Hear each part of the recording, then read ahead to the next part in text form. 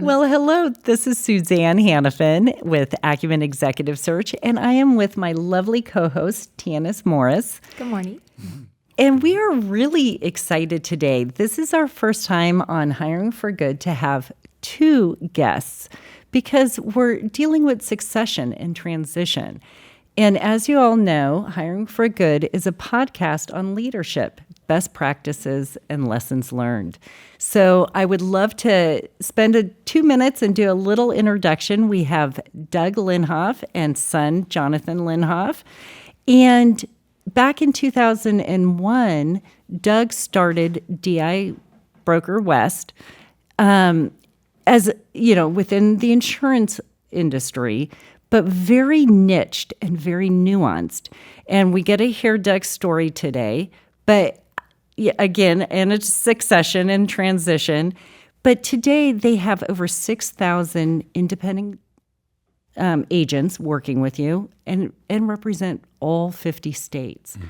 So welcome, Jonathan and Doug. And I'm going to kick it off, with you, Doug. And tell us your journey. How did you start a niche insurance practice? Sure. Journey, I've not really thought of it that way, but as opposed to just a series of coincidences. Isn't that grew life? Grew up in Southern California. Played football there, and I mentioned that because playing sports has had a significant impact on my leadership, and it's where I learned a lot about leadership. Went from there to West Point Army and played football there as well. Wow. Left West Point, went into the Army, became a company commander over in Germany. We were the farthest most deployed unit, infantry unit in the United States Army. We were right up on the Czechoslovakian border. Wow. Which used to be a country, actually. And spent 5 years doing that. That also was a great leadership learning experience. Decided not to make that a career. And got out and went through, and I'm sure you might be familiar with some organizations that work exclusively with junior military officers for recruiting for executives. Mm-hmm. So I went through a program like that and came across a company that sold insurance. It was never a dream. That was not what I had planned my career to be, but it was interesting, and you could make good money. And I have to say, after being in the Army, that ended up being a priority, that I wanted to make some money. And I got interested in the career because one of the things that it offered was time freedom and money freedom. And those were two things I was willing to work for. So I got into the disability insurance business. Didn't really know what it was at the time, didn't know why it was important at the time, but I came to develop a passion for it. After you pay your first claim, you really get a good sense that what you're doing is a good thing. It is insurance. It is straight insurance, meaning there are no investments or savings plans associated with it. It's disability insurance is based strictly on the actuarial tables that they have. And it's pretty impressive. The statistics are pretty impressive in terms of how it impacts people, how many people are disabled, that type of thing. So I signed on with a national company, leader in the business at the time. In the late 90s, went through a very large consolidation. The carriers claimed they weren't making much money, and when I started in the business in 85 or 86, there were well over 300 companies that sold disability insurance. Today, there are 15 to 20. Wow. Mm-hmm. That's huge. And going through a consolidation again right now. Wow. So it's interesting place to be. Mm-hmm. It was an interesting place at the late in the late 90s. I did not like the corporate thing that was going on. People were losing their jobs. People were losing their retirements. people who had put 20 years into a company were being asked to reapply for their job. I don't know if you remember those times, but it was pretty ugly. And I decided that being part of a corporation was probably the least secure place I could be. And I said, let me try and do this by myself. So went out and actually signed on with another company, carrier.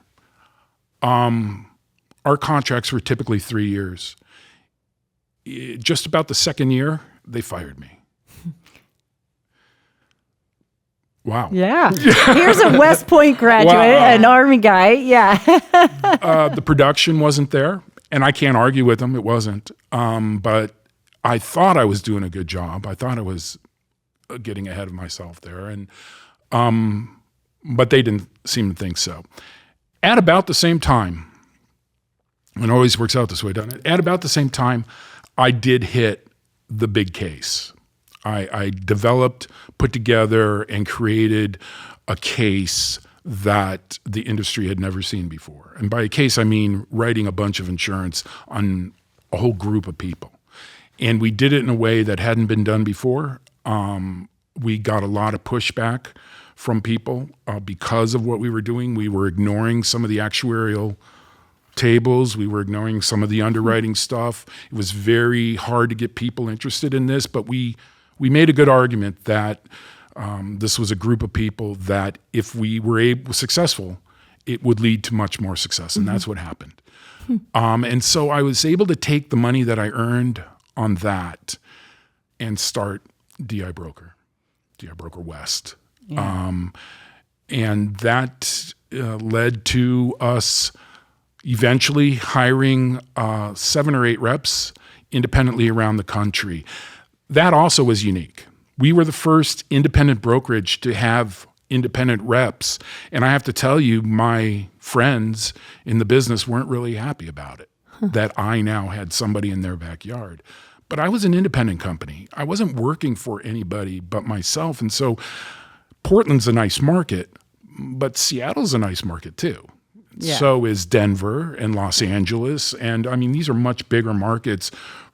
And if I was able to put somebody in there, support them from Portland and have them do the sales jobs down there, that to me seemed like a pretty smart model, pretty interesting thing to do.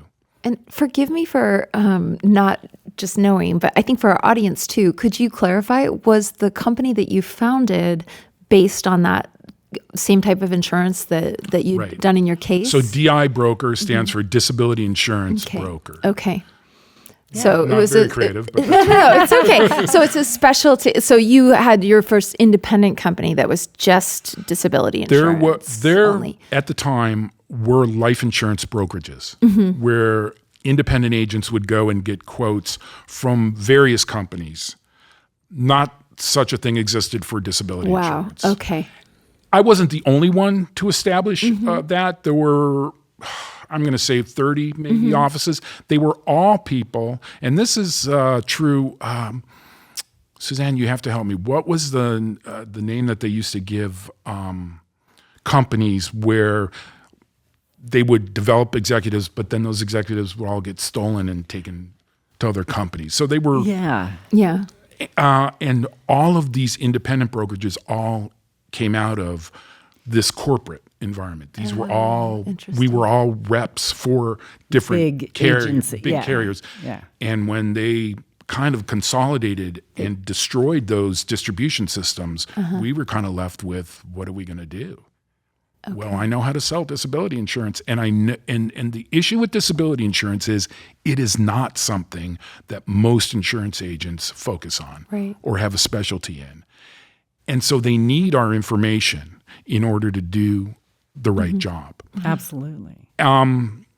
23 years later, we've been a top 10 office every year. Wow.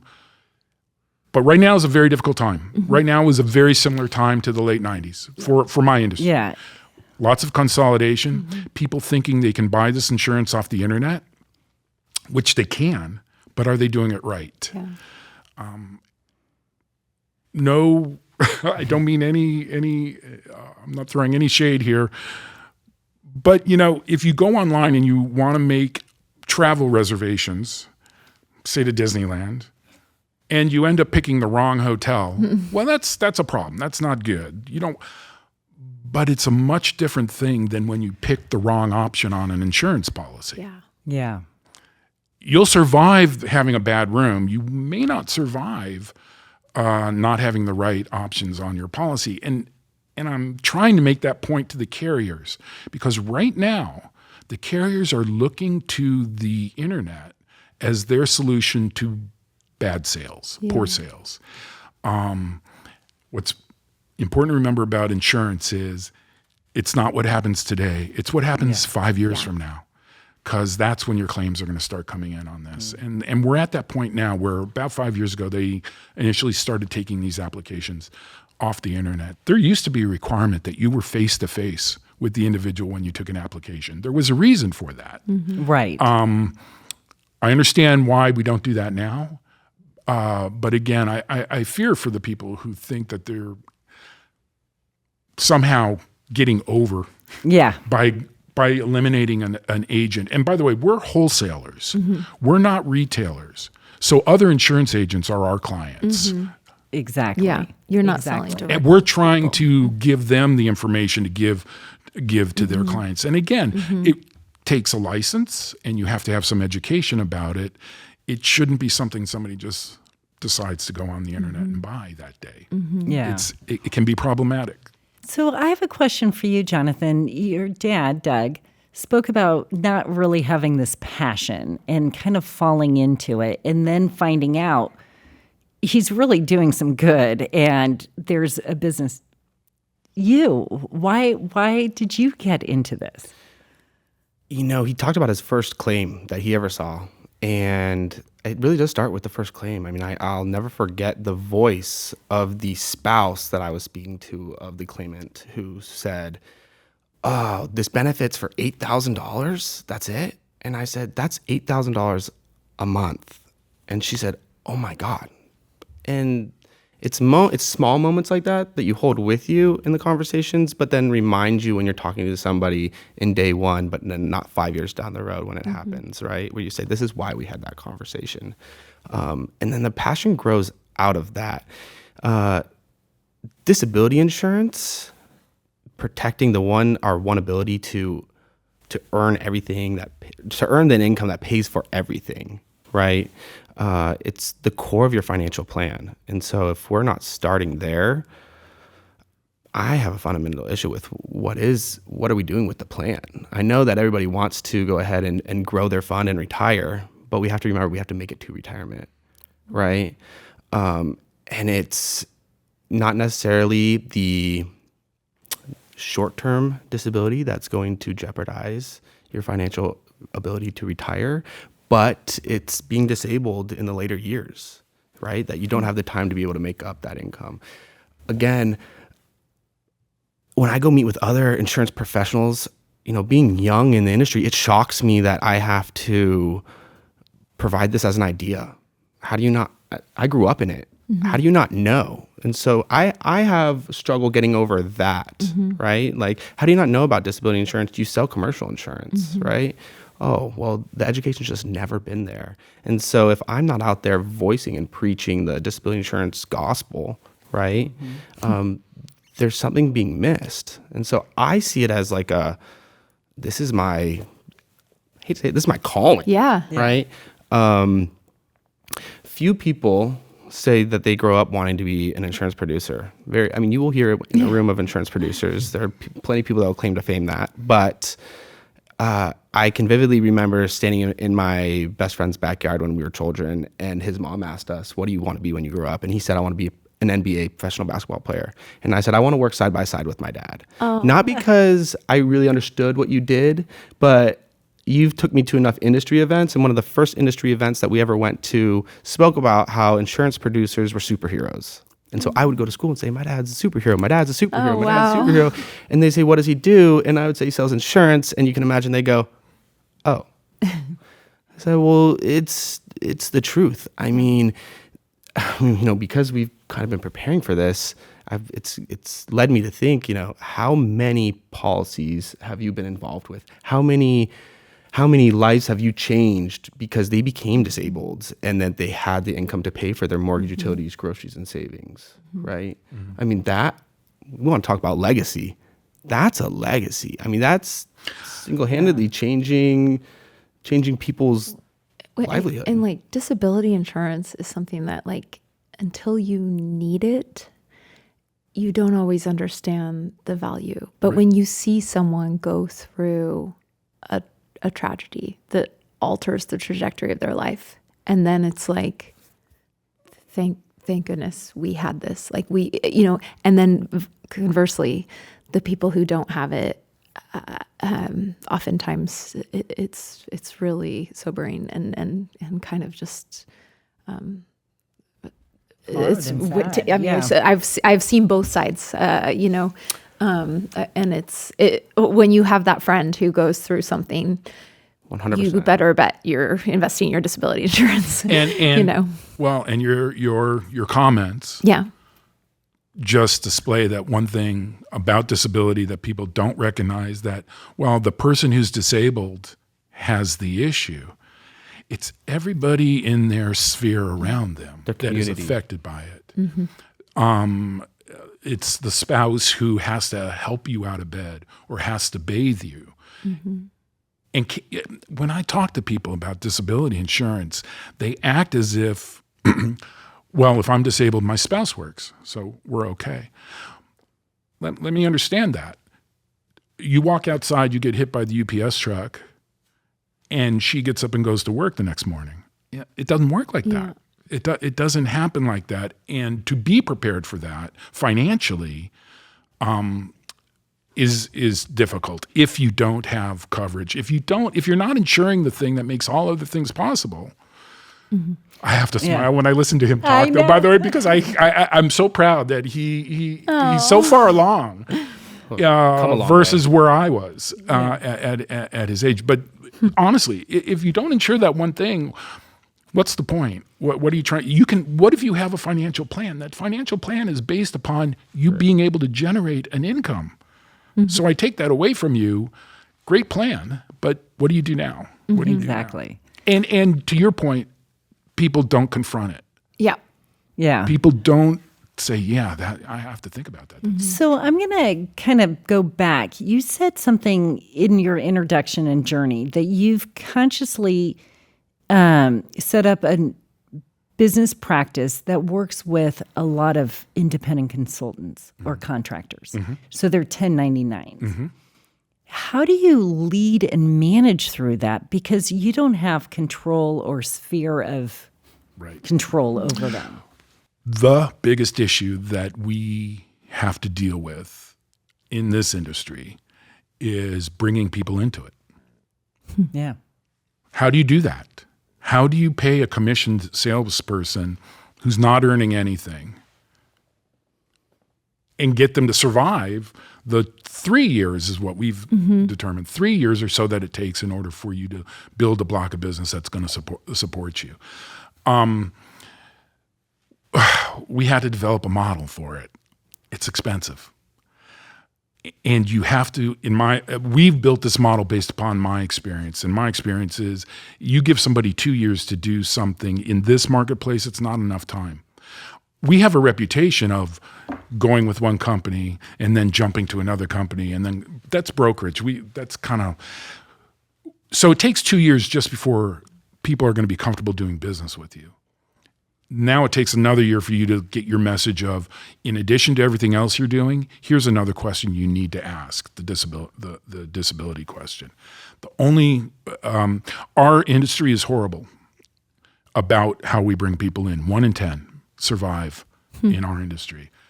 That's not a person problem, that's an industry problem. It's not the people we're bringing in that are the problem. It's how we bring them in is the problem. And our expectations are you can be a high school football coach and sell life insurance. Well, that's not true. That's not necessarily true. Training is the key.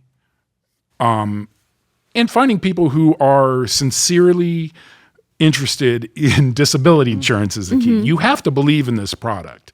The first question I typically ask an insurance producer, a retail producer, is, do you own disability insurance? Because if you don't own it, you're probably not going to sell much of it. And you'd be surprised. I mean, most don't own it for lots of reasons. Kind of forgot where. No, 1099s, and how do you lead So and what we manage? did, our model, we bring them in salaried. Oh. We bring them in salaried for 2 years. At the end of 2 years, we evaluate. Are you making progress? If you're making progress, we'll continue for a third year or so, and then we switch you over to 1099. Once you've built up a block, and once you have some recurring block coming in, then we can cut you loose, and you establish an LLC, and we do all the things necessary to make sure that you're an independent contractor at that point. 1 out of 10, I said, was the industry average. We're 9 out of 13. Wow. And the 9 that we have go back as far as 20 years. We have very little turnover, almost none. I say almost because we have had some, but we have 15 salaried people and 8 of these 1099 folks. The longest employee we have is 22 years. Wow. The most recent, I think, is 4 years. I mean, That's I can't imagine how much higher than average that is. it's extremely, Yeah. Absolutely. and the sales side of it is also having 9 salespeople survive is crazy in our business, and has really, I think, been part of the reason for our success. Wow. And then, Jonathan, are you looking into the future and seeing that model changing, or is it staying? Well, I think what we realize is the model has to change. How we bring people into the industry has to change. No, I meant for you specifically, taking dibrokerWest into the future. This model is working. It's working. Yeah. Do you want to touch on that? Because I know you have some words of. It's working, but it's terribly expensive. Yeah. It's terribly expensive. We're bringing too few people into the industry, not fast enough. Yeah. Right. Makes sense. Okay. So that's the change that you want to implement, is bringing more in at a faster rate. We have to find a way. Yeah. Right? It's being malleable. It's being able to change with the industry, and that's what we're seeing right now. Is we need to bring more people into the industry so that we can have more conversations. It's an awareness issue. I mean, the reason the industry doesn't sell as much as they'd like to is people are just not aware that the product exists. Right. And unfortunately, the majority of the quotes that we receive are for people who are asking their Because agent they're for already it. disabled. Or, I have to tell. Well, Or that's exactly where I was going to go. It's a red flag. Anytime somebody is calling you saying, "Do you sell disability insurance?" You have to ask, do you have a problem? Is there an issue there? Disability insurance has to be sold. Otherwise, it's a product that can be abused easily. Oh, absolutely.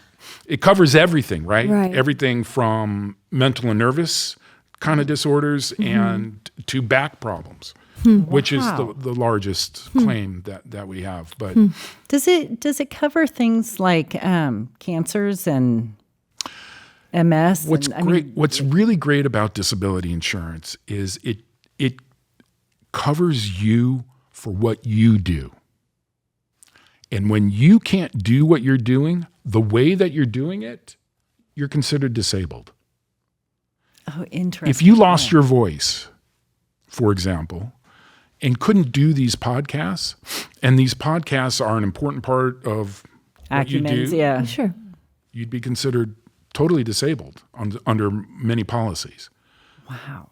If a trial lawyer can't go to trial Yeah. for various reasons, if the largest market for this product is the medical market, are doctors with specialties and that type of thing that they want to protect.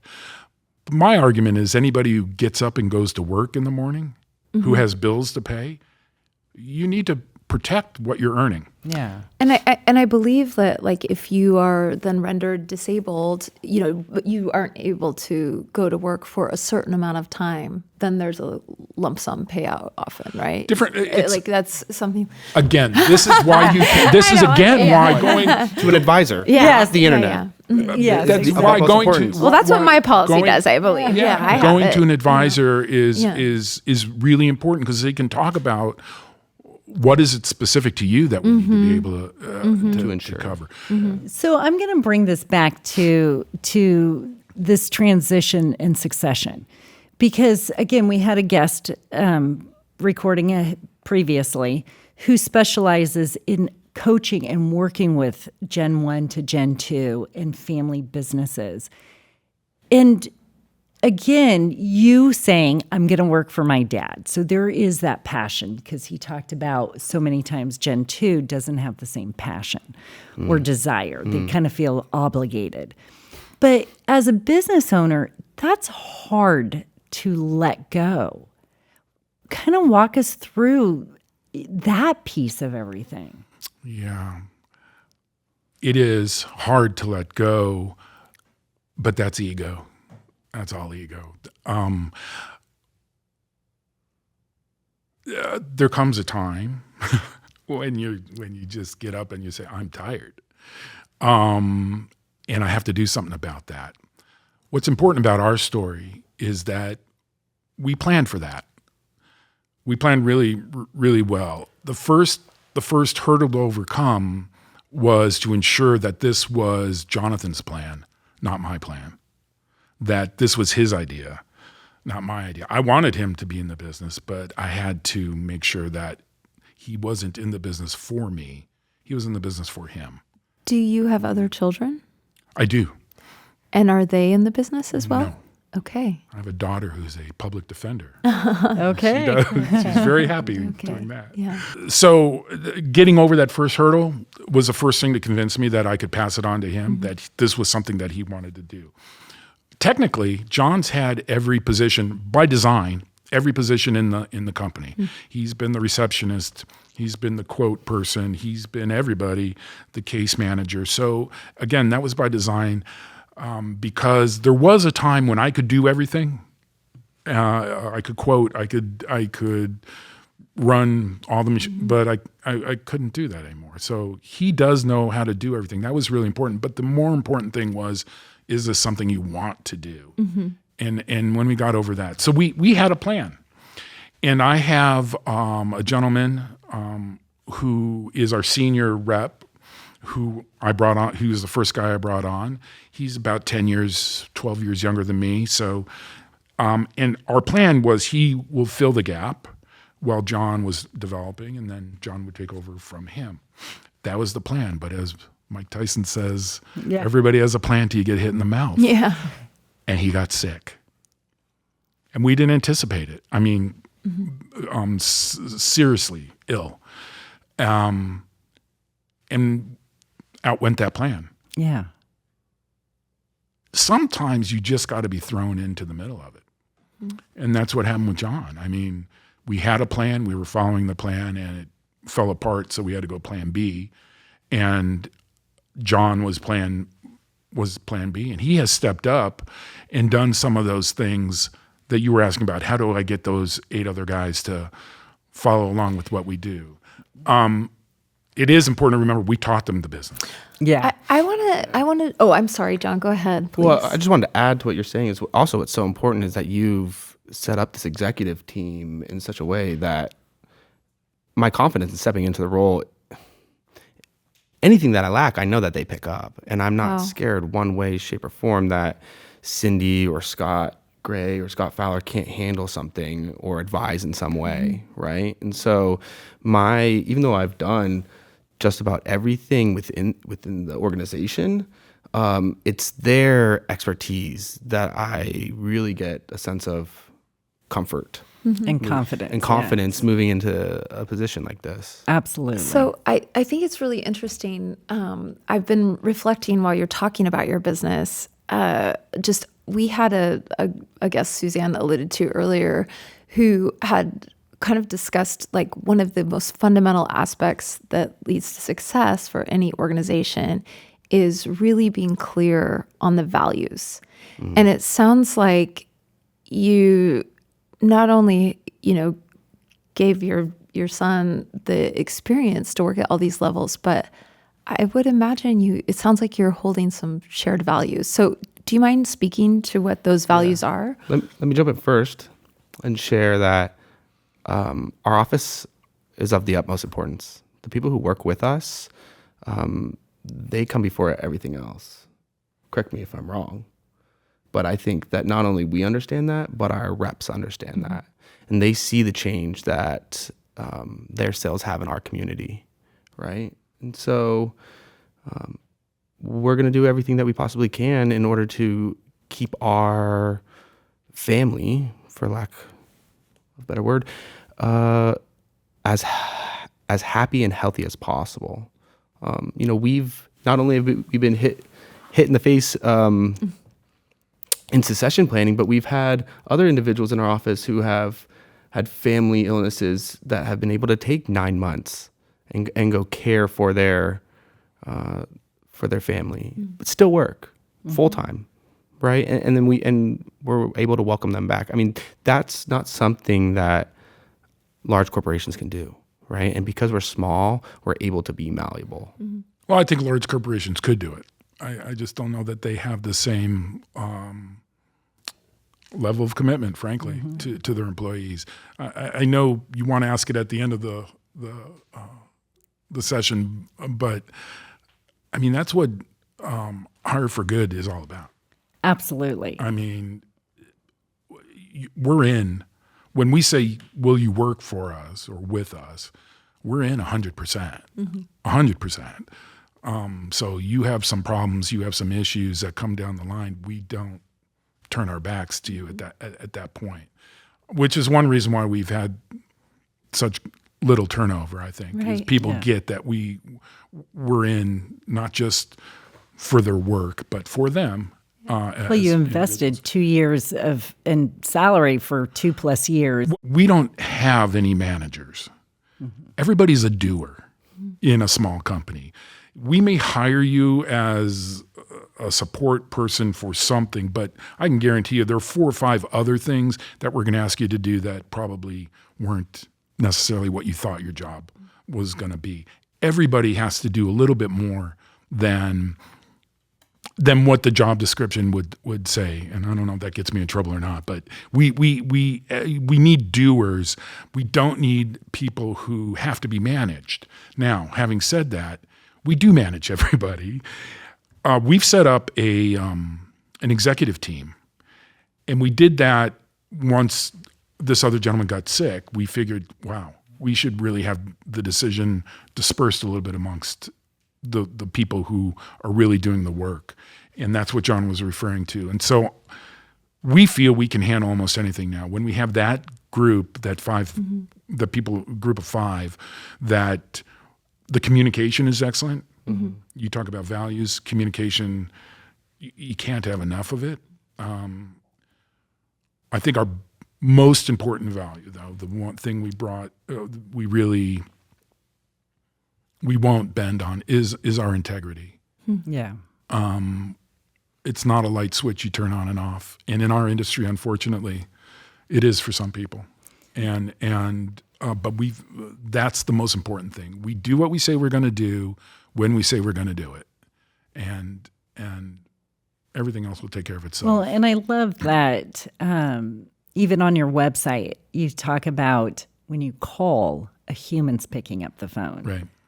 I can't even tell you last time I talked to my insurance company and, you're like, oh, good God, how many zeros am I pushing? Right. Yeah. Right. Well, it's really interesting and like very admirable that you have such longevity on your team. When you're building your team, what qualities are you looking for where you know that, or I guess if you were advising other companies on like successfully building teams, what advice would you give? I think it's a cliche, but problem solvers are what we need. if you don't know exactly how, look, you're not going to come in and know how to operate our database. Mm-hmm. It's customized, and there's just no way that you can come in trained to know how to do that. But if you're a problem solver, we can give you a head start, get you pointed in the right direction, mm-hmm. and you should be able to figure out where to go from there. So solving problems, maybe. And just as much as we're dedicated to the individuals that we hire, we also look for dedication to us as well, mm-hmm. because it does take some problem solving to learn our databases. Mm-hmm. And I've once heard that it takes about 3 years to really become proficient in our industry, right? And not until your third year are you starting to answer the questions that you were once asking. Mm-hmm. Yeah. Right. And so it's that time on feet, runners like to say, right? Exactly. That it gets you to a point where you're extremely proficient at what you do and comfortable. And I'm going to talk about, I asked Doug kind of the lessons on how did he let go. How do you deal with it, Jonathan? Or let me ask you a different way. Somebody describes succession, the too typical is handing off this baton. Either a parent throws it at their kid and hopes it doesn't bounce off, or they don't let go. Did you ever feel like that as you're taking over? Absolutely. Which one was it? Was it the throw the baton? Talk to us about that experience. Both, because there are times that we sit in an executive meeting and I feel like, we're going to go this direction, we're going to go this direction, we're going to go this direction. And you walk in and you say, we're going to go this direction. And I say, okay. Because I think the most important thing to remember as the second generation coming into the business is that it's his business. And I get to watch as long as I can until I have the opportunity to lead. Right. But at some point, it's going to be your business. And I'm sure, that's your mm-hmm. desire too. So 100%. What is, that's tricky. That's a tricky line to, it sounds like your dad, it gives you like, but I think it's been pretty natural. Yeah. It's been pretty natural. Yeah. I think there was a point when I was like, hey, there were a couple times when I'm like, I'd really like to do this. And you're like, no, we're going to do this. And I'm like, absolutely, we're doing that. But then there are times when we sit down and it's because our relationship spans further than work, 9 to 5. We go home and I'll give you a call and I'll say, hey, I was really thinking about this case and this and another situation. And you'll go back and go, all right, John called me at 7 p.m. on a Saturday and wanted to talk to me about this. And I think he's right. We're going to go ahead and we're going to do that. It's been a working relationship that's caused both the... Well, COVID's thrown a monkey wrench into all this. It really... The whole industry is changing so significantly. And we, as I mentioned, just prior to COVID, had this plan in play, had decided on this plan. And my business partner and my wife... and I decided, well, this would be a good time to move to Hawaii. Mm-hmm. It couldn't have been worse timing. And so all of a sudden, John finds himself there in Portland in an empty office, right? Yeah. And the leadership is gone. And he's been handed the baton. And how do you go from there when, okay, but where's the rest of the group? Where's and the whole world is different. Everything changed. Yeah. Wow. Yeah, you asked me the other day, who are your mentors? And it's interesting that I don't just say you immediately because I see you as my dad. Yeah. And so it's everything that you've taught me throughout my entire life that now I'm kind of being able to give back, mm-hmm. right? Give to the world, give to the company. And I think it's remarkable that you look at it as, hey, I passed you the baton then. And I'm like, oh no, not at all. That's not when this happened, right? Oh, Because so supportive. well, I am so supported by our office manager Cindy, by Scott Gray. I mean, by the executive team that we never missed a beat, Yeah. right? Right. Did you guys have to put boundaries on your relationship, like saying it's Thanksgiving, we're not talking work? That doesn't happen. No. I have to tell you, I mean, I hope I don't get in trouble with anybody who loves me here, but my dad and brother, my brother came in to work with my dad in our family business, and it just didn't work out. So I'm like kind of just like sitting here like, wow, it's very impressive. Well, let me add to that mix a little bit, Uh-huh. and I'm sorry I've taken so long to mention this. None of this is possible without Patty Calhoun, my wife, who is clearly half of this business, half of this too. So she is incredible and has done an incredible job. And we've worked together. That was not planned either. That was we do sit on opposite ends of the office. I mean, we put as much distance between us as we can. It isn't always easy. And but this has been more natural. COVID did accelerate everything, right? I mean, it made everything that you were going to do happen a little bit sooner than maybe what we had thought. But we haven't had that kind of friction. But you know why there's no boundaries? Yeah, there's no boundaries. Because you live in Hawaii, and I call you at 4 a.m. his time and ask him questions about insurance. I mean, Because I think that would be the toughest thing. You know, I'll say it even at work. We're girlfriends and we're friends and we do things. And sometimes you want to say, stop talking about work. Let's talk about other things. But I get so excited when I hear him talk about what he's doing, who he called on that day. I know all the producers in the Portland area. I mean, I love it when he gives me stories and tells me, and where he has success, where I didn't. And that's true of our business. I mean, people who like doing business with me may not like doing business with him and vice versa. Yeah. And that's just the business. Well, our next question is going to be really interesting because it's about advice and wisdom. And so, you know, I'm curious, first of all, our standard question is to ask you what advice you would give your younger self. To add to that, for this kind of unique format, I would ask, what advice would have you not given to your son that you feel that you need to, or is there, you know, is there anything you would tell yourself that you haven't told your son, I guess, or, you know, are those different? And if you have a better way to add to that, feel free to jump in. Yeah. It's a good question. It's a good question because I often ask myself, should I tell him this? Not that I'm hiding anything, but you don't want to discourage anybody. And our business is in a really difficult place right now. Our industry is in a really difficult place right now.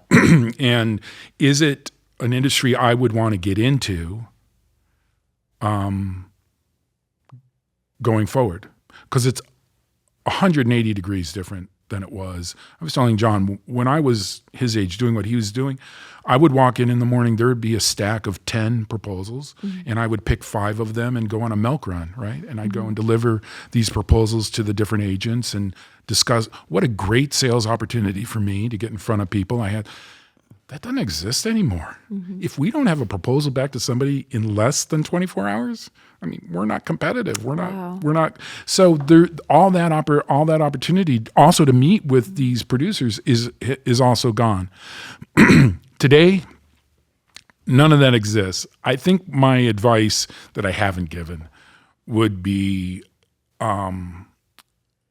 believe in yourself. You're going to be told no a million different ways from a million different people. Believe in yourself. If you believe in this product and you believe that people should own it, you'll find a way to get it to them. But you have to believe in yourself, believe in the product, and then go with the flow. Be quick to change, adopt change, be one of the first to adopt change, and don't burn any bridges along the way. There you go. So, John, I'm going to ask you the same question, but spinning it different. As a Gen 2, what advice would you give to future Gen 2s? You have to enter every conversation humble. You have to let them lead, I think is my only advice. Because you're coming into this as somebody who may know a lot, may have a lot of experience, may have watched them run the company intimately for 7 or 10 years, right? Or grown up in it and watched, them make the mistakes. But you have to let them find their way out because it's theirs. That's wonderful because, again, what a good piece of advice. Because most people go, well, now it's mine. I'm going to do everything opposite or change it, or I didn't like this. It's very easy to get upset when things don't go your way, right? Yeah. But you have to remember that there is only one person can lead at a time, right? Yeah. And so we can't have the left side of our body doing one thing and the right side doing another. We both have to be doing the same thing. Mm-hmm. That'd be my That's advice. wonderful. Yeah. And then we always end. Yeah. Well, you've already spoke a little bit about what hiring for good means, but if you don't mind, I Sure. would love to hear from each one of you what hiring for good means to you. Hiring for good for me it's a mentality. So it's an all-in mentality, meaning that when you hire somebody, you're not only hiring them for them, but you're hiring them for themselves. Or sorry, you're hiring them for their family, and you're also hiring them for their community, right? That's what hiring for good means to me. Similarly, hiring for good, when you say you're doing something for good, that's a way of saying I'm doing it permanently. So hiring for good to me means being all in when I hire that person. When I first thought of that question, I said, "Well, I'm not hiring for bad. That's for sure. I'm not looking to hire someone not to do good. But it's good for the company. It's good for that family. It has to be good for them, and it's good for your customers. That's what hiring for good is." That's perfect. I cannot thank both of you enough. Again, Jonathan and Doug Lenhoff, dibrokerWest. Thank you. This Thank has you very much for been having us. very insightful. Thank you. Great. Great to have you. Thank you. Thank you. Thanks for joining us today at Hiring for Good. If you were inspired by our conversation, don't forget to like, follow, and subscribe wherever you get your podcasts. And if you want to learn more about our executive search services, check us out at www.hiringforgood.net or our company website, Acumen Executive Search. Thanks so much, and don't forget to join us next time for another in-depth conversation about transformational leadership. Until then, have fun.